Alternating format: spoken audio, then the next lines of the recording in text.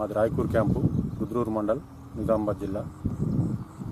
మేము మెట్టవరి వేసాము. JGL 24423 variety.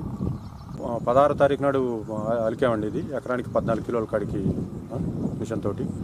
అయితే తర్వాత 12 రోజులకు 13 రోజులకు మన నామినీ గోల్డ్ కొట్టేయండి దీనికి. తర్వాత సన్నగా ఒక అరబస్తా కడికి యూరియా చల్లామండి. ఇప్పుడు వరకు మనం 24 రోజులు 25 రోజులు అవుతుందండి. మాకు ఇక్కడ అంతకుముందు మామూలు మేము దమ్ము చేసి నాటేసేవాళ్ళం. కూలీలకి ఇబ్బంది అవుతుంది. పోయిన సంవత్సరం పక్క విలేజ్లో వేశారు 3 రైతులు, వాళ్ళ దగ్గర చూసాము.